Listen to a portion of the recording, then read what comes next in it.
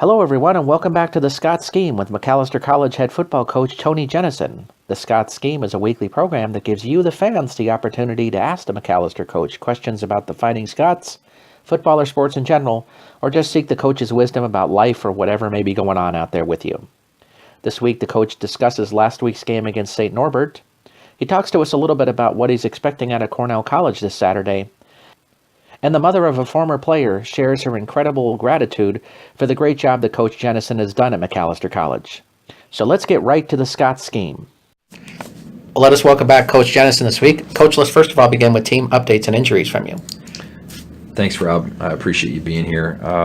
We're in decent shape. We do have one young man who broke his wrist last weekend, and he will be out. Brett Graham from Celebration, Florida. Had a little bit of an emergency surgery. We thought it was just kind of your normal bruise, potential break, and Brett's a really tough young man. He actually kept playing with it because the training staff had cleared him on Saturday, and then we found out after the fourth doctor that looked at it on Monday was a specialist, a hand specialist, and said we need to get him in for emergency surgery. So we had to find Brett on campus, pull him off campus, get him out of his classes, and get him into surgery, which he's doing well now. So the surgery was a success, and he's fine. But it was pretty scary for a day there. When we didn't know what was going to happen, but other than Brett, we're fairly healthy. He's the only one that we anticipate that will not play this weekend that did last weekend. Discussing last weekend's game, you have a great battle with St. Norbert this past weekend. The second half, though, seemed to kind of get away from you. Mm-hmm. What are some things that you saw in this battle that kind of led to that point? Well, I saw St. Norbert come out. They're the 18th ranked team in the country, and for good reason. They're undefeated on the season, and they came out with a different energy in the second half. They were very physical up front, and I think it's safe to say that they were more physical in the second half than they were in the first half, and that was hard for us to handle. It was hard for us to stop them from running the football, and it was hard for us to get anything going on the ground, which if you've seen us this year, you know that's really the strength of our offense is being able to hand it to our talented running backs, certainly Zandy being the focal point of that, and let them run the football behind our O-line. So that certainly, I think that was a big change, is the how physical they played in the second half, and also obviously the block punt, which I think happened real early in the third quarter, set them up for a touchdown score, and then the fumble that went back, I don't even know how many yards, 40, 50 yards in the wrong direction, that put them in good field position as well, and took away a lot of field position from us that we had gained, got down there. We actually were in 2-down territory, had made the decision that we were going to go for it on fourth down. Had we got to fourth down, I think it was third and medium at the time, 3rd and 5, 6, 7, 8, something like that. I decided that we were going to use 2 downs down there, and then obviously the fumble happened and went back a long ways. So those are, you can't do that. You can't expect to give the ball up and give up those big chunks of field position like that and expect to win against really quality teams. And obviously those 2 turnovers really hurt us. Turnover meaning the block punt, and then also the fumble. Looking at things like that, there was also a big illegal formation penalty that you had where you got a touchdown and it got called back. How do you address things like that when you do have plays that go against you in those ways? Just educate the young men in our program why it's happening, put them in situations in practice to hopefully fix that, make sure that they understand why it happened and correct it. So there's no magic formula or anything like that. The unfortunate part is that we've had too many of those penalties this year, and that's something that as a coaching staff we've looked at, and I think honestly I think we're going to make some adjustments next year to put ourselves in better situations to where our players aren't having to think as much, which might mean we obviously try to make it a little easier on their part mentally so that they can focus more on what their assignments are and not have to think so much in terms of where to align and different things like that. So we're taking mental notes as well, and even some physical notes on some things that we can change for next year to hopefully take some of that stuff away. Andrew Smith looked good for you again in his effort the time you had him on the field. So what are some things you're seeing about his quarterback play so far? Looks good too. He was just in here, and he's a good-looking young man, isn't he? All dressed up well and got a great smile. He's doing really well. He's got a very strong arm. He's very athletic. He's tall. He's long. He's lean, and we're very pleased at his progress so far. And I don't think we talked about this last week, but he's also someone that against Carroll, so 2 weeks ago. Carroll has a receiver that's up for All-American honors, and will certainly be an all-conference performer, if not an All-American. And we asked Andrew, who's a freshman quarterback who hasn't done anything with our defensive backs in terms of coverage this year or anything like that. We asked him to basically do a lot of man coverage on this receiver, number 12, Kevin Jennings from Carroll, and Andrew did a really nice job on him. So he's really doing a lot of unique things, and it's not very common that we ask that out of a freshman, but he's certainly someone that we feel can handle it from an athletic standpoint, and he's continuing to get better all the time in terms of the quarterback position, and I thought did a nice job again last week for the second week in a row, having his little package in terms of the quarterback position, and I think it's fair to say you're going to see him out there again this Saturday against Cornell. With the play of Andrew Smith and Alec Beatty so far this season, I was going to say you have to feel pretty good about your quarterback position for the future, but I'd say you have to feel pretty good about your defensive back position as things are going as well. Yes, we definitely feel good about the quarterback position. The only hard part with it is it's a little confusing. You're not exactly sure what to do or what the best steps are for the team. I think we felt all year that Alec needs to have some role in terms of our offense and at quarterback, and that role has been very successful for us. We determined a couple weeks ago that Andrew needs a certain role, and he's done well. In the first game he was in, he threw a 51-yard touchdown pass, and he continues to do pretty well. He's picking up positive yards every time he's in there. So we feel really good about the future of that position. We've also got two other guys. Christian Adams started the season for us, and he's been playing more recently.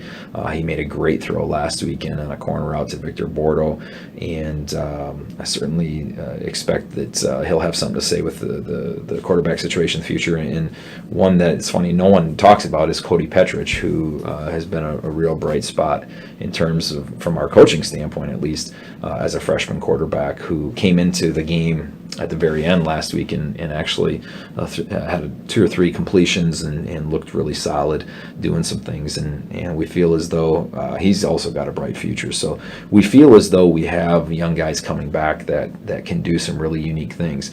The challenge is going to be, how do we use all of them, use all of their talents, because as you've seen this year, with Alec and Andrew, they're so talented. We need to use them in different opportunities within the game, and I think we've done a decent job of that this year. The stressful part is what's that going to look like in the future, and I don't know that that's an answer that any of us have right now. And so, but it will be something that we work on in the offseason, and we'll certainly want the opinions of all the young athletes that we're talking about.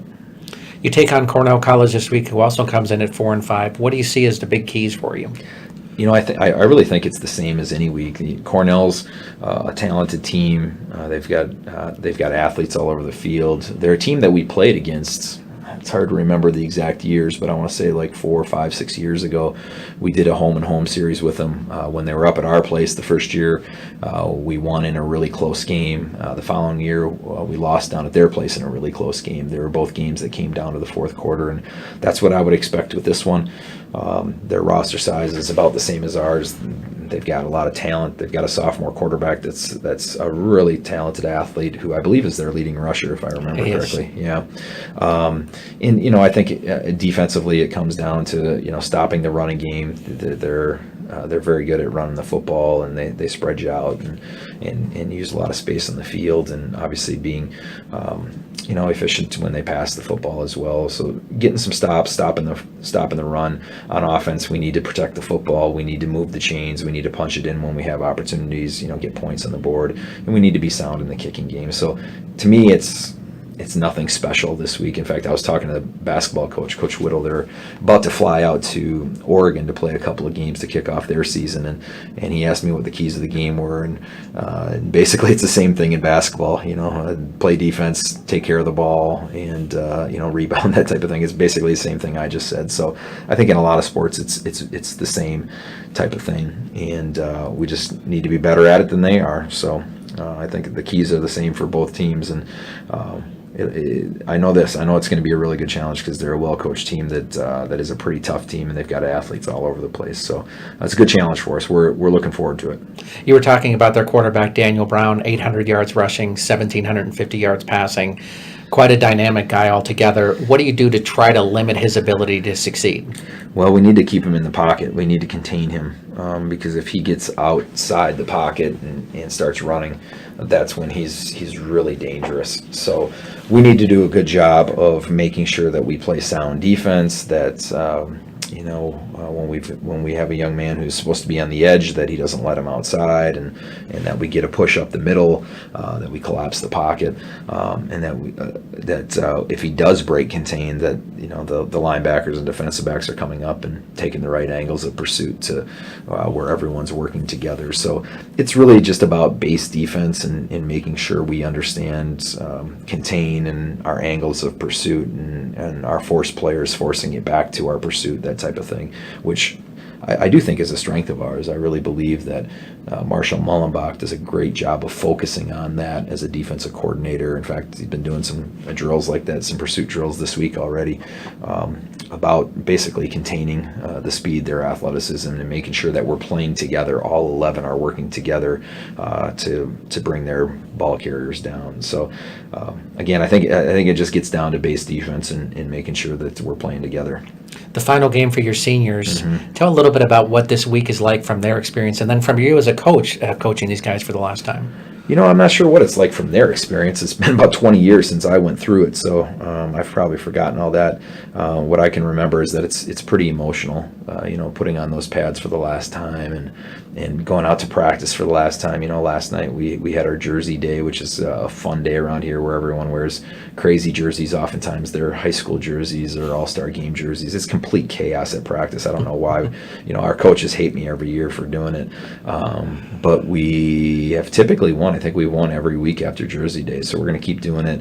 It's a lot of fun, but I know it can be very emotional. We'll do a little bit of a senior send-off on Thursday night after practice, and that can be emotional. So I think it's emotional. I think it's it's a unique time in their life, because football, you can't replicate it. You can't, these young men in our program are not going to play more football. It's not like you play, you find some pads and play pickup games of football like you might with softball or you can go golfing or whatever it might be. It's a little different with football. So I think it'll be emotional for them. It's the same for me. It's emotional for me. These are young men that we spent 4 years working with. We spent another year recruiting them, and they've meant a lot to our football program in terms of their attitude, their work ethic. You think about our junior class and what they've gone through in terms of committing to us when there wasn't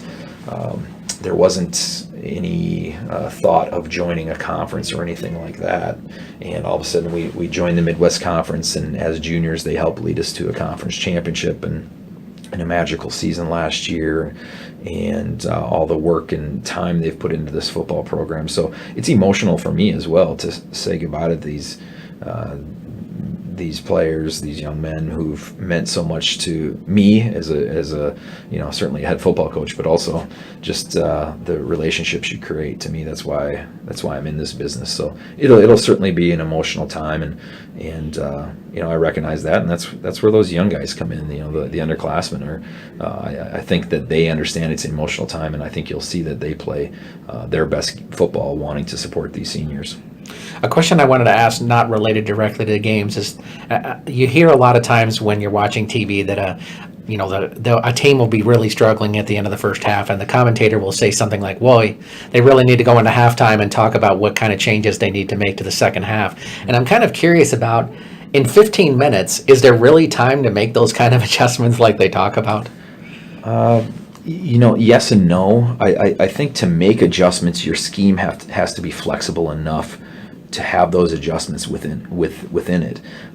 If your scheme does not allow you to do certain things, then it's going to be extremely hard to make those adjustments. So I would agree with you there if your scheme's not flexible, because you can't just draw up a completely new defense or a completely new coverage or a completely new offensive play. It has to be within your realm of what your scheme already does, at least in my opinion, because then it's just a tweak. It's just, okay, we're just going to change up how we block this certain play. We're just going to bring the guard around the center or vice versa or whatnot to tweak it, or we're going to put our tight end on this guy and the tackle is going to leave him instead, whatever it might be. Or coverage wise, you just make a little tweak of a coverage where instead of the outside linebacker playing the flat, now we're going to have the safety playing the flat, whatever it might be. But to me, your scheme has to be flexible enough to do that.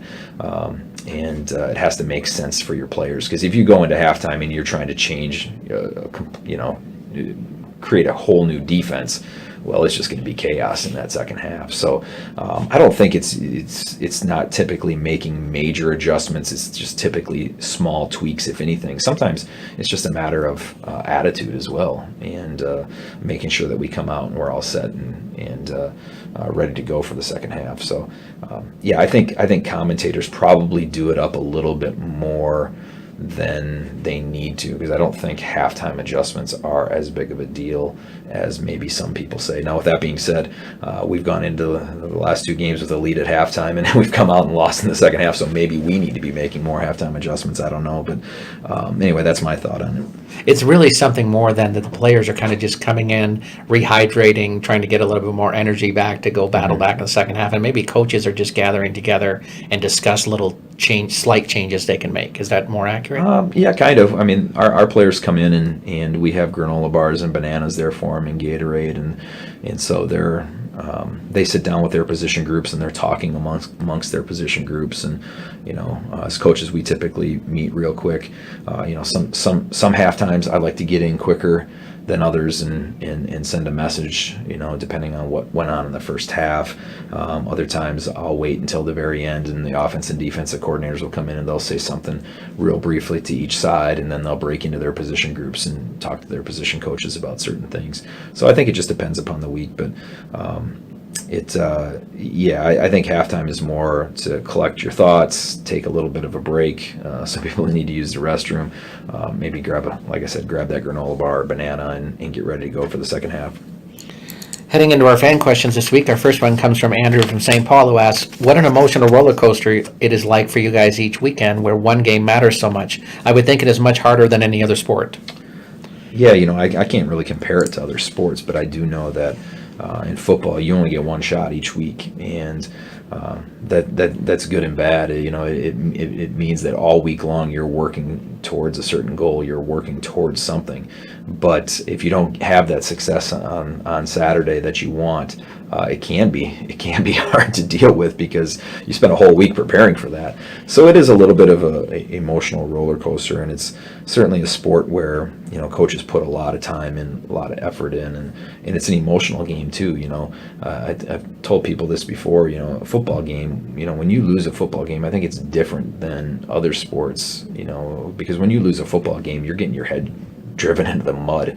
That's not fun physically. It's certainly not fun emotionally as well. So other sports, you might finish behind someone a couple steps in a race, or you might hit a ball into a net, or miss a shot, or whatever it might be. In football, it's a little different in that the physicality adds to the emotional piece. So it's definitely something that I've noticed over the years. Your losses tend to hurt a little bit worse in football, and I think again it's because of the physicality of it.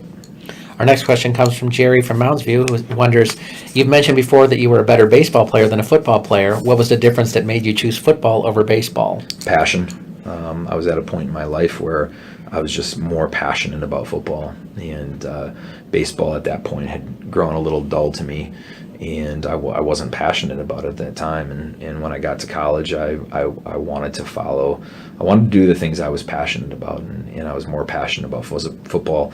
I liked the physical nature of the game. I liked how hard it was. I liked that it took a lot of hard work in the off season. I loved the camaraderie, the togetherness that came with it, and because it was so hard, what those emotional bonds with your teammates meant.